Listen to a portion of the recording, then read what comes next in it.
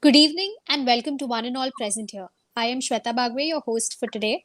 Switch India is a pan India healthcare organization of 1500 plus medical professionals all across 8 states like Maharashtra, Gujarat, Tamil Nadu, Andhra Pradesh, Rajasthan, Haryana, Jammu and Kashmir, and Karnataka, working on various healthcare related social activities, including conducting free health checkup camps, working on physical and mental health, spreading awareness on various medical conditions, and so forth. Through Switch India, we present to you this series of sessions called Stepping Out of PT School and Answer to What After Graduation for all the physiotherapists to be in order to explore and know more about the latest options available in your field from the ones who are practicing them currently. The topics in the series are divided into 4 sections for 4 weeks. In the first week, we had our speakers guide you on how you will be able to pursue your further studies in foreign countries like UK, Canada, Australia, and the United States, as well as the options that will be available for jobs in that country and in India. So, if you're thinking of studying abroad in future, this would be a great opportunity to get your doubts cleared. We already have covered this series, and the videos are up on our YouTube channel. Have you decided what's going to be your specialization field for PG? While studying for my final year, I always wondered which field shall I pursue my masters in. I'm always so confused as to choose MSK or community PT. Neuro and cardiorespiratory sound interesting, while onco PT is something completely new to me. Do you all face a similar problem? In the second week, we are having guidance from our presenters about the scope and recent options available for specialization in various fields post UG. Once we are done with the studies, begins the actual exam. So, have you decided which work setup would be best for you? Do you think working in a hospital would be good, or do you wish to set up your own clinic? Many of you all could be great researchers, and many can become amazing teachers. In order to clarify our doubts on all these sectors, we have the third week of sessions in which our speakers, having an experience of working in that field, will guide us regarding the advantages and challenges we could face in each of them. The fourth week is all about what is the scope and current scenario of physiotherapy in today's world and how, because of COVID 19, the situation has changed in general and about how tele rehab is growing nowadays. We thank everyone who tuned in for our previous session and gave such an overwhelming response. We have a lot more insightful information to share with you all over the coming sessions, so stay tuned for the same. Beginning with our second section about specialization options after UG, we present to you our fourth talk in the series, that is Specialization Options After UG in Neurosciences. I'd like to welcome our honorable speaker for today, Dr. Vidhi Dave. She has completed her post-graduation in neurophysiotherapy from NMIMS University and Nanavati Hospital, Mumbai. She did her bachelor's from DY Patil University, Navi Mumbai. Dr. Vidhi has immense interest in pediatrics and loves teaching and thus constantly strives to keep her learning caps on to refine her skills and upgrade her knowledge in the said field. She has undertaken various workshops and short course certifications on play therapy, brain gym, sensory integration, medical innovations, autism, CP, dystonia, stroke, SCI, interventions, NDS, and so forth. She wishes to learn all that she can to be able to decide what she can get into practice and excel in the future. She has taken short seminars for students, laymen, and patients on various healthcare topics like stroke, picking up early signs of developmental disorders in school, fitness in pregnancy, why and how to exercise, ergonomics for MNCs, neuroassessment, menstrual health, trauma management in emergencies, etc. She's also a full time healthcare activist and has received 2 international awards for her work in the social sector. Has been a world record holder twice for group tasks. In the year 2017, she was the only physiotherapist and one of the 2 Indians to win the Student Project for Health Award and to present her work at Hammamet, Tunisia.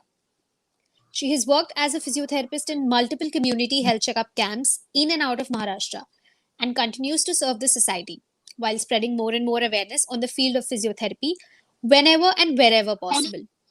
She strongly believes this is the time we can start exploring, learn whatever we can to evolve as better therapists and help our patients better. Welcome on board, Dr. Vidhi. So glad to have you Thank here. you so much. Thank you, Shweta. So, to begin with the session, something that probably is a concern for all the students who are going to pass out this year, why do masters at all, and is it that important to do masters? Okay. So, talking about doing masters and not doing it, well, as everybody says, it's a personal choice. I cannot tell you whether you should do masters or not, but I can definitely tell you if at all you plan to do masters, what are the pros uh, over not doing it. Okay, so firstly, we see that a lot of students are enrolling for physiotherapy course these days. Okay, so consider 10 years down the line, there'll be so many physios out there, and you will need to stand out of the crowd. Okay, so doing masters is one of those opportunities which will give you an upper hand over the ones who have not done their masters before. Secondly, I feel right now, see, it's not that if you can't do, if you don't do your master's, you can't practice. Okay, even after bachelor's, you can start treating patients, you can open up your own clinic and start your practice. But that's the scenario right now. We don't know, again, 10 years down the line, if at all, will things work equally well or not for a bachelor's person. Secondly, right now, there are universities which do take uh, teachers who have completed a bachelor's and are further interested in teaching. So they do take them as assistant staff. But again, in the future, it's still a question mark whether or not this will still be valid or not. So maybe to be on a safer side, it's good that we complete all our studies and then we switch to our career. Well, again, that's a personal choice. That is something that I believe in. Now, apart from this, I personally think when you do masters, you get those 2 additional years of clinical knowledge and that practice, which is autonomous, obviously. So you plan your treatment protocols on your own, you assess your patients, and then you come to your diagnosis on your own. Okay, so all of that, it is independent practice, but it is still under supervision of someone who knows things better than you do when you are in a master's course. So it's a safe practice, just in case if things aren't going the right way, you still have someone to guide you. That's another point. Apart from that, the clinical knowledge improves as in when you start having an in-depth knowledge of the specialty you treat in. Apart from that, masters has got a lot to do with research and evidence-based practice. That is something you must have heard thousands of times. So yes, that is true. Many universities do have all their treatment protocols, all their techniques, and everything that they plan for the patient. Um, Depend upon what the current evidence says. Okay, so it obviously keeps upgrading your knowledge, and obviously you see a lot of like-minded people. So, say for example, if you are interested in one specialty, you will find other people in the same college who are interested in something that you are interested in doing in the future, and then you can obviously build contacts accordingly, and then plan a base for your future.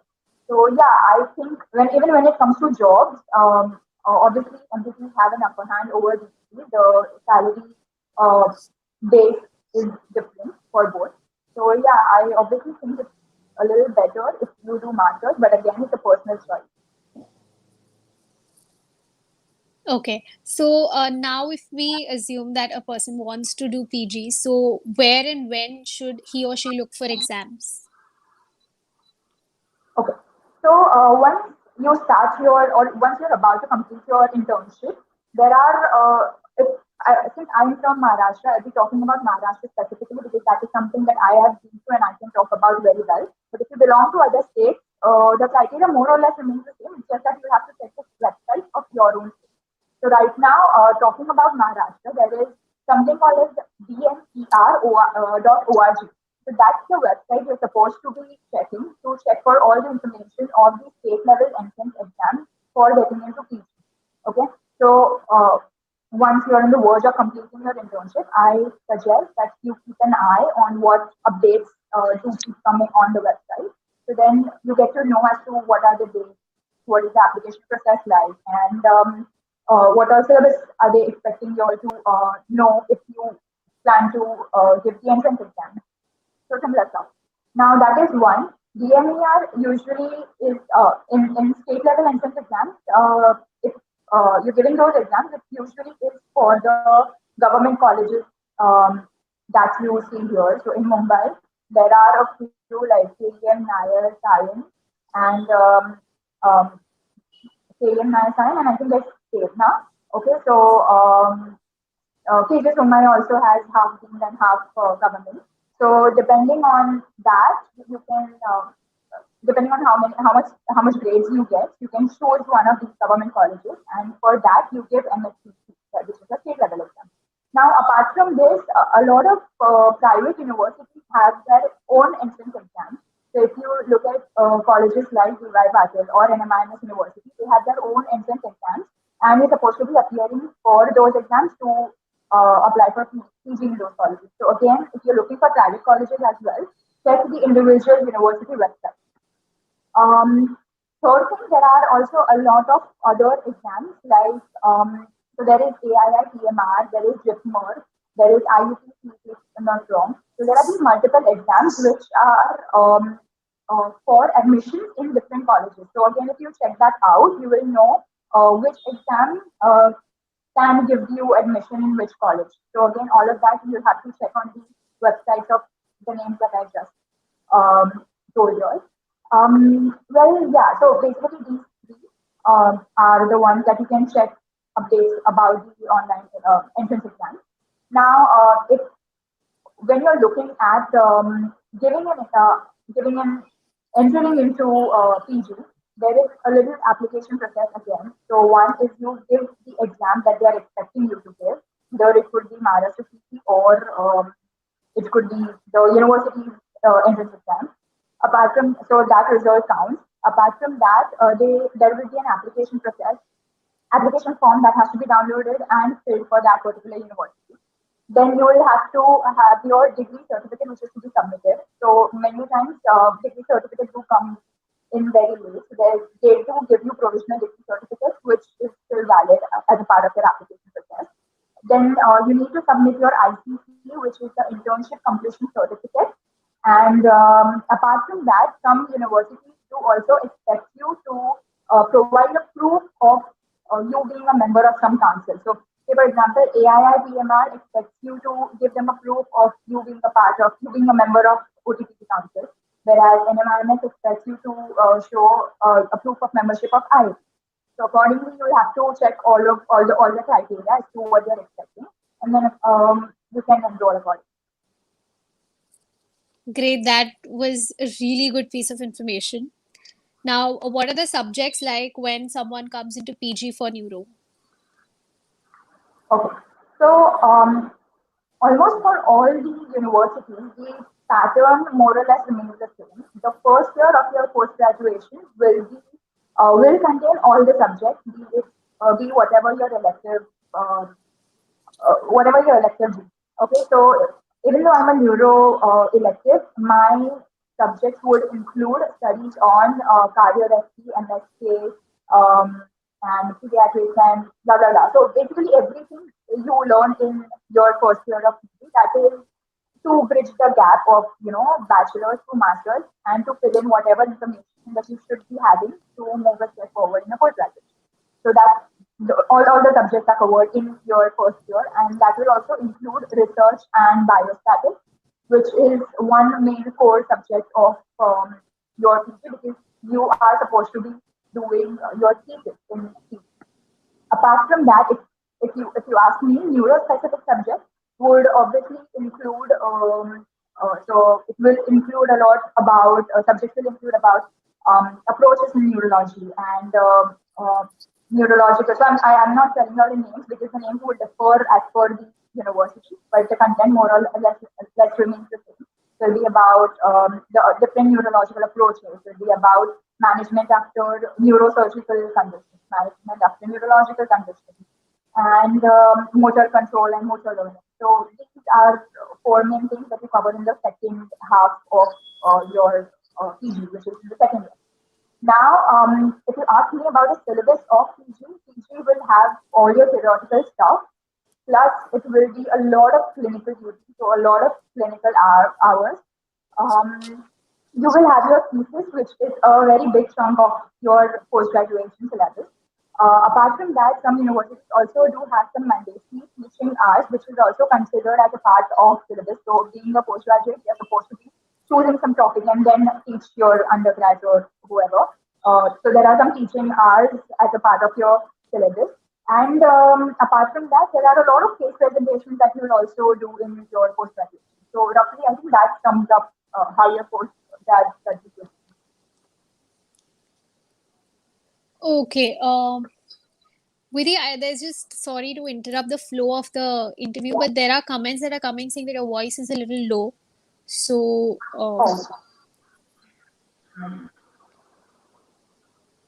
Um, is it still very low?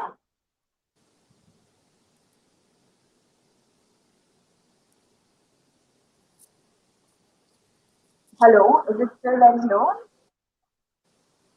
for me, it sounds fine. Okay, so what I'm gonna do is, sorry for the glitch, I'm gonna take off the earphones. Let me see on the speakerphone if this thing is fine. Just give me a second.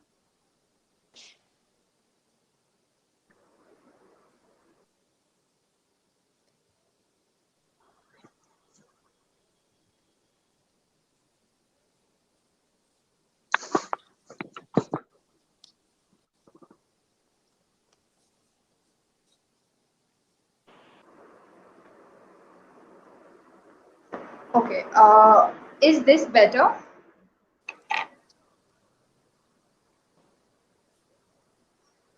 Yes, I think this works fine. This is better? All right, all right, all right. Sorry about that. No problem. So, coming to the next part, what are the fees that one would incur for doing PG? Okay, so talking about the fee specifically in government colleges, it would range somewhere between 25,000 to 75,000 depending upon which college you choose. And for private colleges, it could range somewhere between 1.5 to 6 lakhs per year. So both these were per annum. So yeah, again, it differs from college to college. Okay. Coming to talking specifically about neurophysiotherapy, how has the patient exposure in this field been? Well, the patient exposure is a lot, is a lot. You will never, ever, ever fall short of patients if you are in this field. Simple reasons and logical reasons. One is, first of all, a lot of neuro conditions that we as physiotherapists deal with are the ones in which the medical treatment ends at a point. Okay, so after a point of time, um, physiotherapy is the only resort for the patient to have an improvement in their health. Okay, so this being one main reason that most of the patients will come to you for physiotherapy, because obviously everybody wants to get better. Apart from that, so you will see a lot of patients living and dealing with aches and pains, okay, but they'll still live their entire lives in that kind of pain. But you will hardly notice any patient with any neurological condition. Say for example, if someone has Bell's palsy, you will hardly see a Bell's palsy patient who has been told that physiotherapy will work for you and he'll choose not to come. Okay, so if I don't know why that happens, but that's what we've seen, that usually neurological patients are the ones who do seek treatment. Obviously, the picture is different in different areas and all of that, but grossly, this is what we see.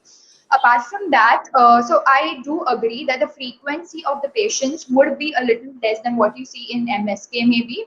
But so even though you don't keep getting as many new patients as you get in MSK, but one important thing in neuro is that the patients that you have are very long term. Okay. So say for example, if you're even if you're not getting a new patient, say for example, if you're getting new patients, and along with that, the patients who you've been treating since a long time, they are also the ones that you will still be continuing to see. So most of the times, it's just addition to your number of patients. So I again think that that is one reason why you would never, you'll always be on your toes when you choose neurotherapy as a part of your course. Apart from that, I think the patient exposure would widely depend upon what kind of therapist you are. So how much people know you, how much you publicize yourselves, how good are your skills, how better do patients get after your treatment. So depending on those factors, even for two neurotherapists, the patient inflow would differ, right? So all of that is again something that's very personal. It depends upon you. Right. So the concern of patient exposure actually is something that they should not worry, because there won't be any dearth of patients. Definitely. Coming to, since we're talking about patients, what kind of patients do you treat in this field? Okay, so to explain very grossly, I've just divided the entire scenario into a few sections. Okay, so firstly, I'm going to be talking about what sectors you see the patients coming in. So one, you see patients coming in ICU setups, OPD setups, IPD setups, and home visits. So all the possible sectors, you will see all the neuro patients coming. Even in ICU, we do start. So there is something called as early intervention, which is very important in neurotherapy, and we do actually get to treat patients as soon as they are hemodynamically stable. So ICU work in neuro is again one big part of it. And apart from that, as I already said, IPD, OPD, and home visits is something that you'll again see neuro patients coming at. Apart from that, talking about the age group, so you will see, just like any other specialty, you will again see all age groups like adults, pediatrics, and geriatrics. But one thing that I would like to mention is, not many of us know physiotherapists working as pediatric cardio-respiratory physiotherapist or pediatric musculoskeletal physiotherapist, but we do know a lot of people practicing as pediatric neurophysiotherapists. So why is that? Because somewhere I feel the amount of, or the number of pediatric neuro cases that you see coming is a little higher than what we see in the other specialities. That is my experience. So yeah, you'll see a lot of peds patients and a lot of adults and a lot of geriatrics. So again, the age doesn't matter. You will see all the patients whatsoever. Apart from that, it's not only the balance and coordination thing that you'll be working on. Okay, you're going to be seeing a lot of patients with motor problems, a lot with sensory problems, a lot with cognitive problems, a lot with psychosocial issues. So neurophysiotherapy is a vast array. You're not going to be restricted to one thing that would make your learning or therapy monotonous. Next up, when you so in neurophysiotherapy, you will also see some patients who come to you and you are supposed to be treating them without a diagnosis. Okay, so just giving you two small examples right now. One is, say for example, a 2-year-old kid is coming to you, and you are suspecting the child to be on spectrum. So you're suspecting the child to be having autism. Okay, but there are these criteria as per which you cannot really diagnose a patient with autism until and unless he reaches a certain age group, age limit. Okay, so you, even though you're suspecting that, you can't really tag the patient or you can't really give that diagnosis at that age, and which is why for a few years you would actually want to have to treat the patient even without a proper diagnosis. Apart from that, I don't know if you've heard or not, but there will be a lot of in the papers, you will the neurologist's paper, you will prescription paper, you'll see sometimes it's written as query syndrome or syndrome query. So this is because we have a lot of syndromes that we see in our patients, pediatric patients, but we still don't know what it is. So that's another example why you would see patients without a diagnosis per se. Next up, when you're talking about neuro patients, it's neuro patients come with a whole package. Okay, so you're not going to be treating them for neuro alone. You are going to be talking. Neuro patients are low on activity after they face the condition. So you're going to be working on their endurance, their strength, a lot of other things, So basically, you have to tackle the respiratory system, cardio system, the musculoskeletal system. So it's not only the neurological symptoms that you will be catering to. So yeah, that's more or less like, so basically it's a wide variety of patients that you will see in neuro. Great, that was really precise information. Coming to, what is the scope after PG in neurosciences? Okay, so talking about scope, basically once you pass out, you as a neurophysiotherapist can work in five main sectors. Okay, you can work in your own clinic. You can open up your own clinic and work there. You can work at somebody else's clinic. You can work in a hospital. You can take home visits, or you can work as a non-clinical practitioner, as a teacher, or you can pursue PhD, or you can get into research.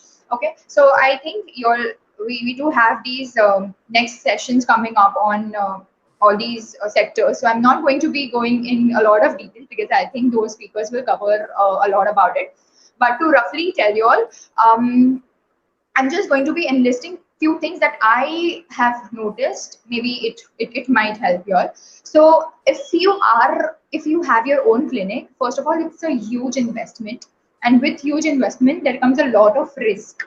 Okay, so you don't know after opening a clinic whether patients will come to you or not. Okay, so if whether or not you're ready to take a risk, that's one. Whereas if you're working in somebody else's clinic, you work on salary basis.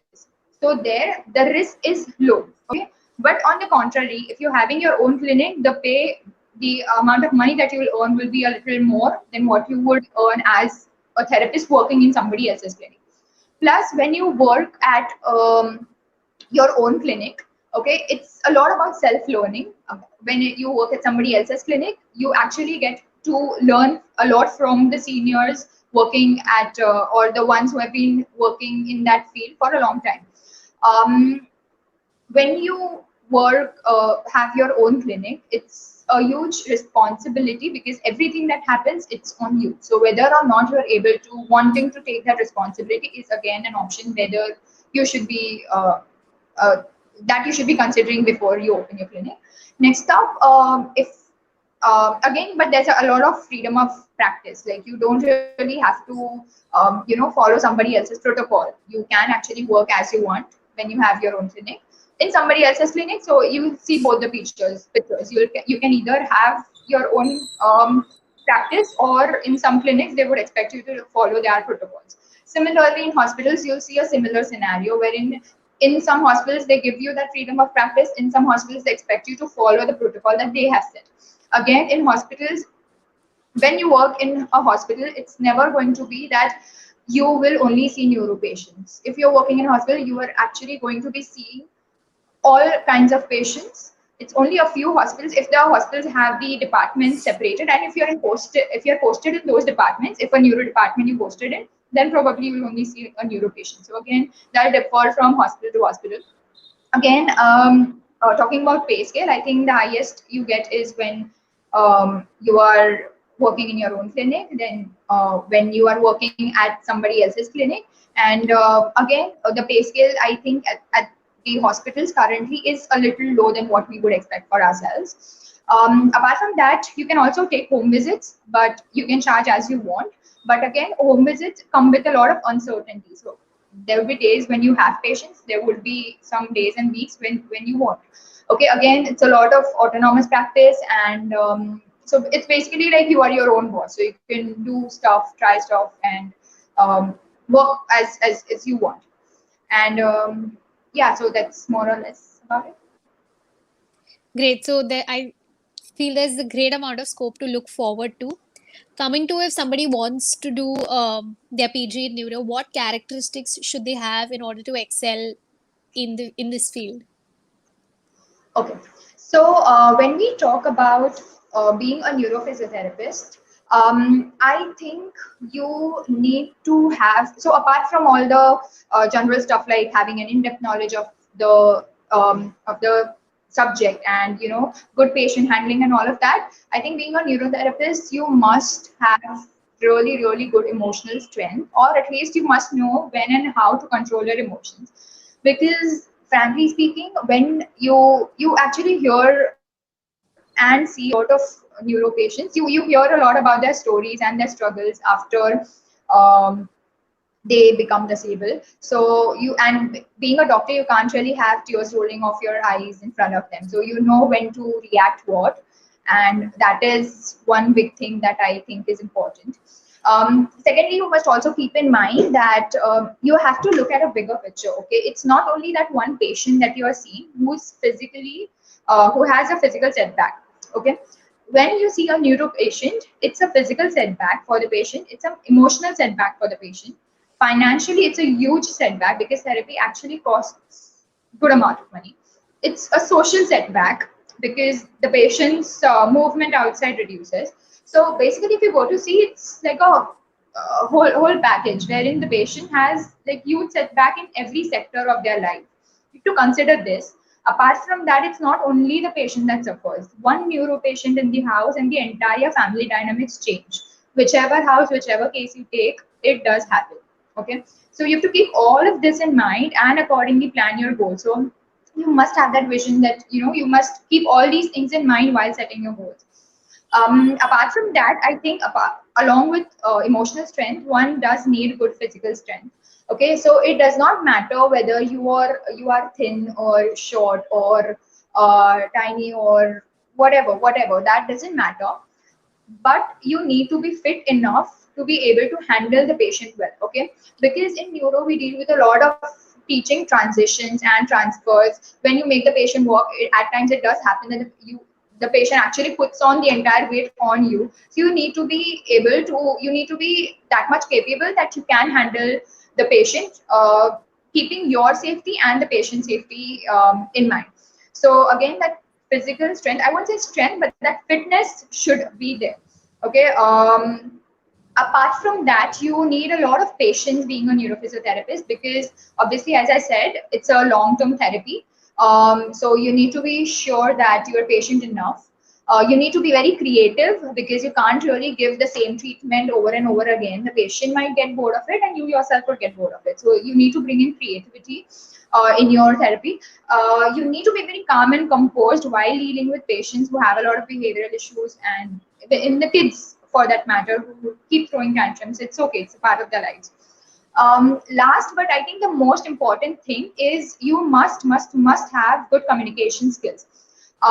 So obviously this is something that being a physiotherapist you must have, not only for neurophysiotherapy, but when you come to become a neurophysiotherapist, you see a lot of cases. So you come across cases wherein, say for example, if you're talking to a parent of a child who has recently been diagnosed with some condition, you can't say आपका बच्चा कभी बाकी normal बच्चों जैसे ही कर नहीं सकेगा. By saying that, you're actually implying somewhere that your child is abnormal. And why do we do that? Like, we don't call patients with cardiorespiratory issues abnormal. We don't call patients with musculoskeletal issues abnormal. Then why call patients with neurological issues as abnormal? That tag has to be, it's to be worn off once and for all. We don't need to give such tags to any patient with neurological disorders. And a lot of people do that. So we need to be spreading awareness that this is not the right thing to be done.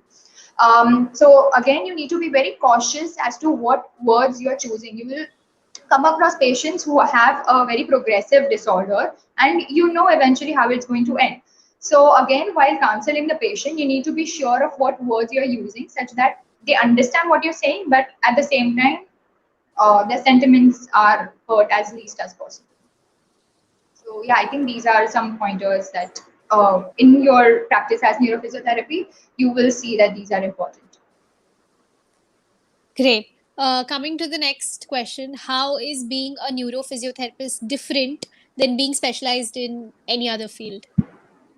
Okay, so see, being every specialty is different than the other one. Okay, so there's no comparison at all. But just to add on to a few points, one is when you are working as a neurophysiotherapist, you can't work solo. Okay, it's when we talk about this multidisciplinary team, this is something that is a must in neuro. You need to have a speech therapist's intervention. You need to have an autist intervention. You need to have your neurologist, and you might want to send your patient for regular orthopedic screenings. So yeah, when you are a neurophysiotherapist, you actually have to work in a team, and the credit is actually shared by everyone equally. You can't be the only lead. So that is one thing in neuro.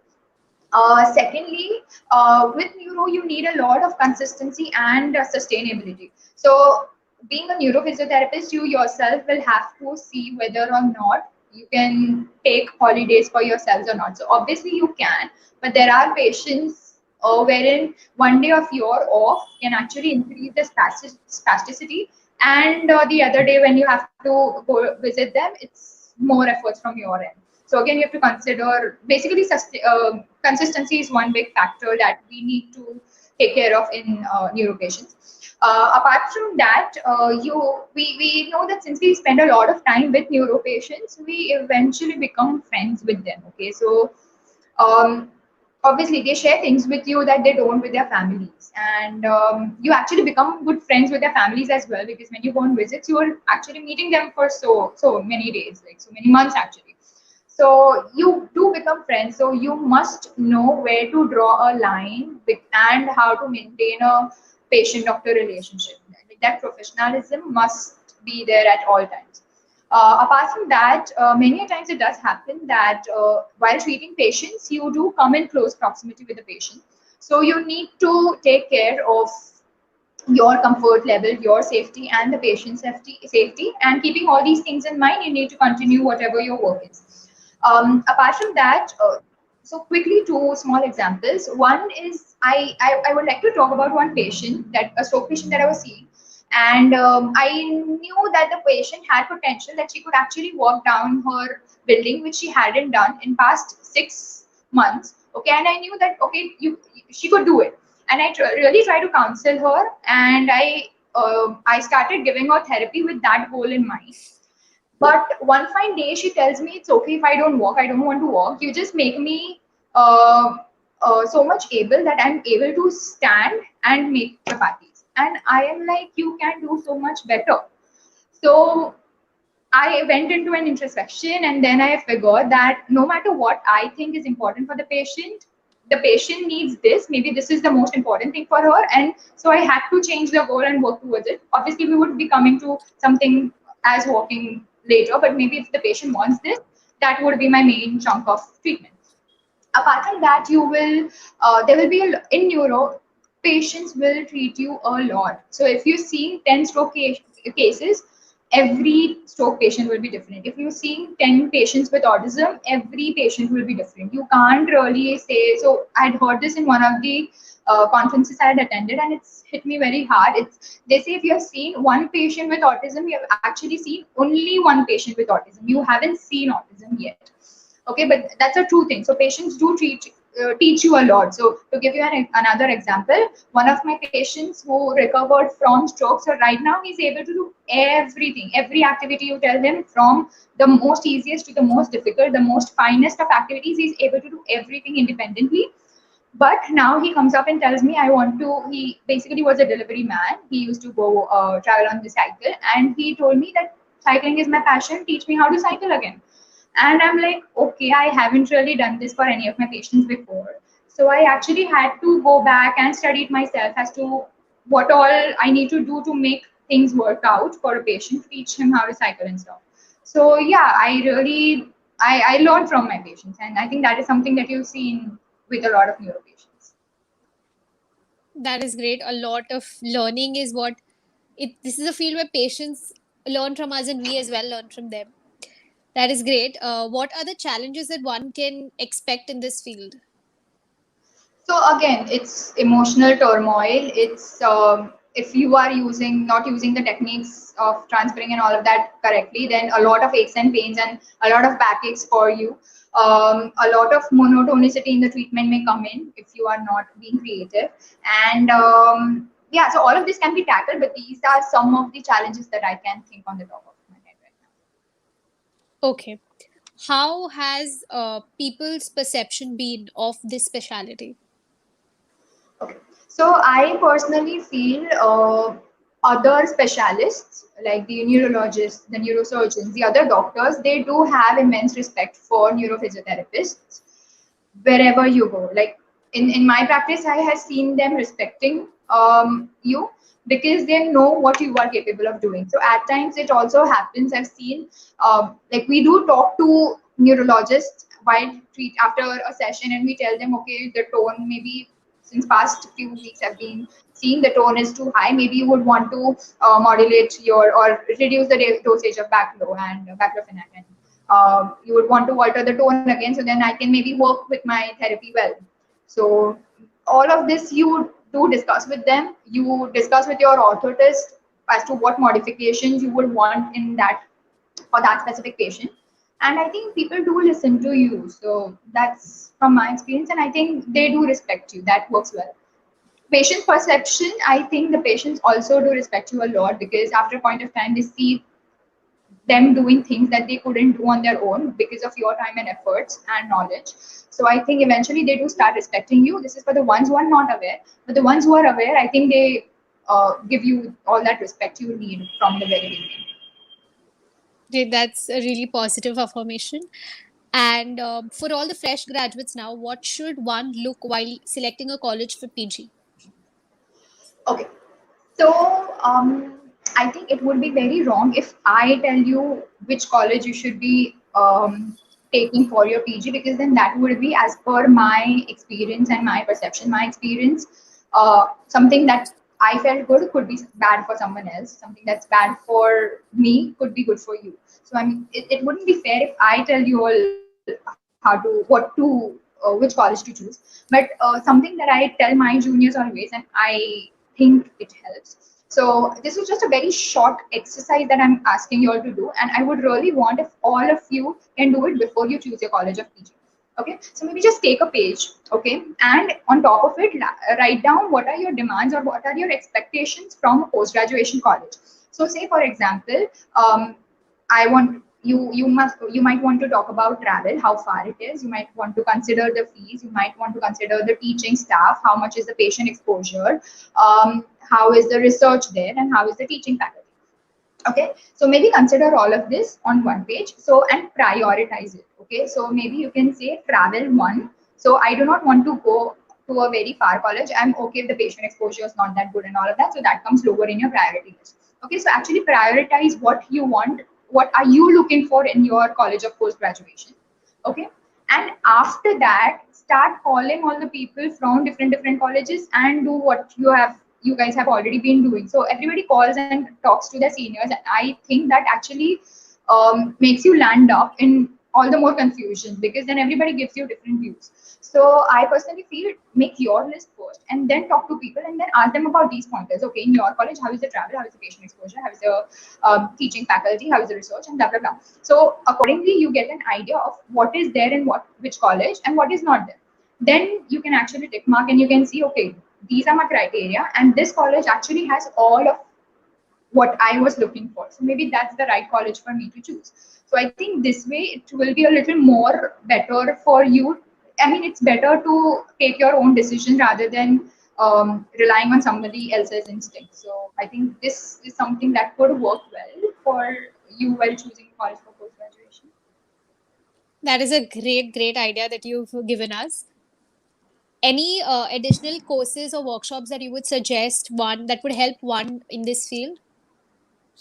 Okay, so I would say blindly do not go and start doing all the workshops unless you are sure what you are doing. Okay, so there will be a lot of workshops and you need not do all. Okay, you may do introductory sessions or seminars or short courses of whichever techniques you come across. Get a rough idea of how things work, okay, and after that you will be in a better position to understand, okay, this technique I think it interested me a little bit more, and go and do further courses, advanced levels in those in that course. So maybe that will be something that will help you and will be useful for you in the long term. Just to name a few courses that people usually do in neurofield, one is NDT certification. They do SI certification, that is sensory integration. People do become general movement therapists. People do PNF. They do aquatic therapy. You will see, you can do condition specific courses or workshops like stroke workshop, SCI workshop, TBI workshop, and stuff like that. You can do, there are people who do brain gymming. It actually is a part of an OT, but it's a great technique to learn about. People learn about play therapy, which also is majorly taken care of by OTs. And you can do kinesiotaping, you can do neuromuscular dry needling. So there are these a lot of options that you can actually look into. But yeah, again, I would say see what interests you, and then just choose one field and go into it. Or maybe you can become master of all, so maybe do multiple, whatever suits you. Great.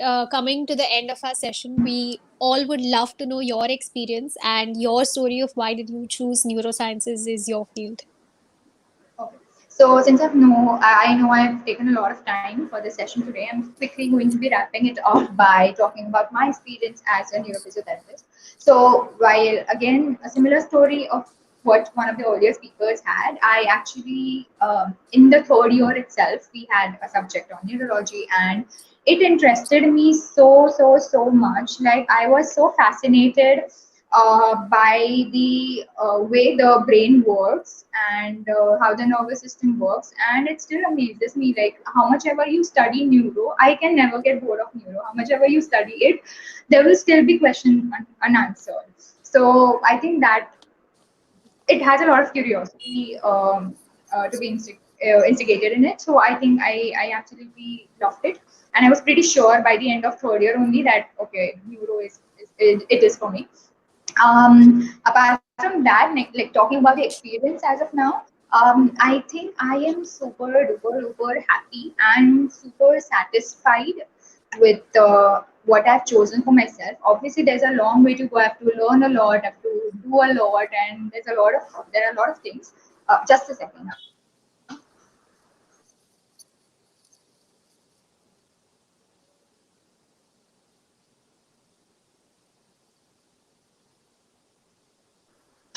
So sorry. So yeah, I have been very happy with what I've done for myself, and I think there's a lot more that I can learn, and it's great like seeing your patients with autism take part in the cultural events in their schools for the first time because of all the time and efforts that you have put behind them. Your stroke patients eating food with their own hand, and your patients with ataxia, telling you that okay, I was able to type faster than at what I was doing in the past month in my office. And so these small things, actually these are not small things, these are great things, and it does make me happy. It gives me a lot of satisfaction, and seeing uh, a catalyst in changing somebody else's life, being that one person who can help others, I think it's a different kind of joy. So it's been amazing for me. True. Thank you so much for such great piece of advice. We will now be taking questions from the comment section. Yeah. Just-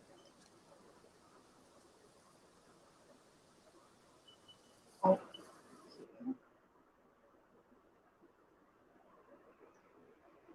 Um, okay, I read that my voice wasn't clear in the beginning. I'm so sorry for that, guys. I did not check the uh, earlier. Which is the best college in India and also international level in neurophysio. So again, as I already told you, which is the best college in India? Again, there are multiple universities. Manipal has good. A lot of South colleges give you a really good knowledge on neuro. I have like great neurophysiotherapists that I know belong to South. So there are a lot of good universities out there in southern India. In Mumbai, particularly, AIR PMR is supposed to be one of the best. I wasn't from that college, so I don't know the inside stories, but I've heard it's good enough. But it's very tough. There are only 2 seats per year for masters. So yeah. And apart from that, again, depending upon what you're looking at, if I know for the fact that DY Patil has amazing teaching faculty. Then if you go to colleges like KEM, they have great research knowledge. They have great patient exposure. So again, depends on what you are looking at. Would that would be the answer to which is the best college.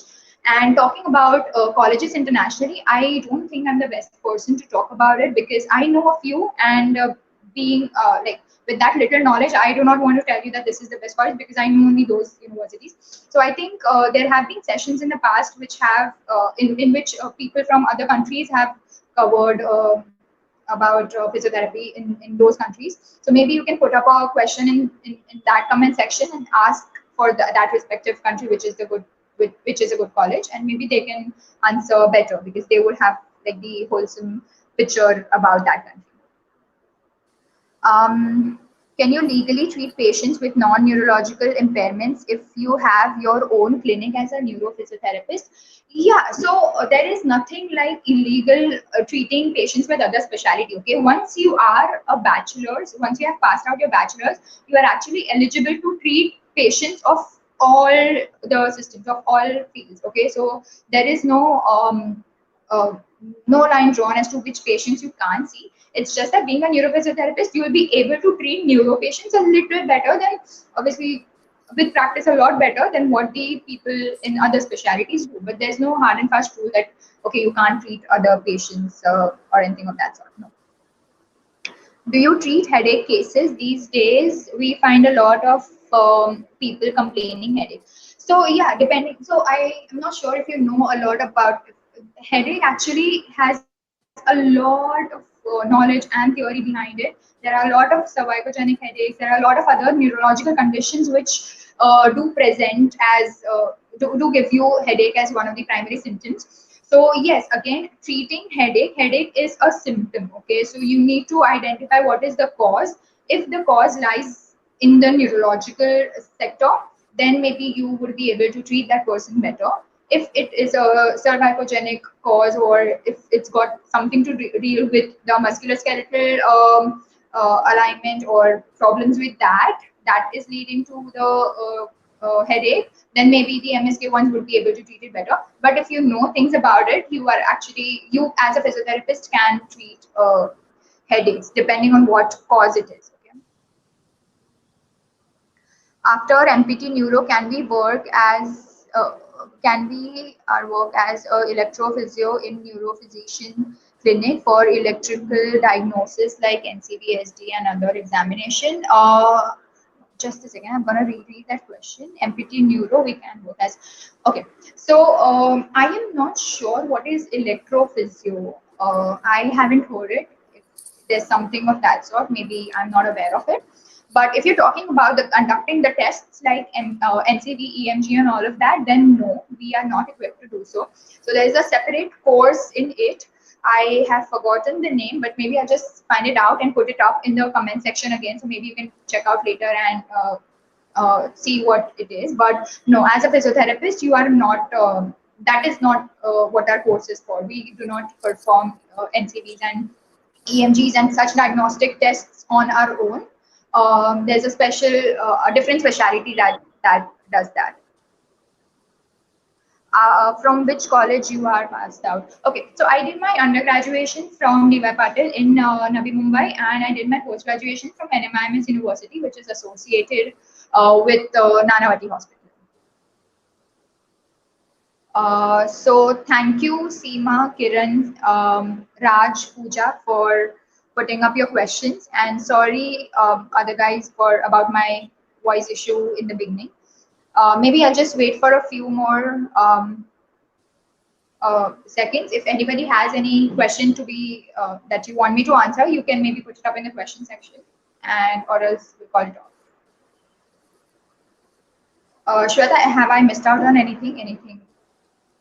No, that you have covered everything in great detail. Thank you so much for such valuable information. Okay, thank you so much. Thanks so much for having me. I really hope it helped you guys, and I'm sorry if it went on for a little longer than expected. No, I'm sure it's going to help a lot of people as they plan their career as neuro PTs for their specialization. I hope all the participants have much more clarity on this now. We request viewers, in case your questions have not been answered, kindly put them in the comment section below after the live video is over, and we'll get back to you there. Do let us know your reviews and feedback in the comment section below. Also, don't forget to like and share our video if you found it useful. Do subscribe to our YouTube channel and hit the bell icon to be updated with all our upcoming sessions. We hope to see you all tomorrow again live at 7:30 p.m. for our next session, that is specializations after UG in community PT. Till then, this is your host Shweta Bagwe signing out. Thank you so much for joining in. Thank you guys.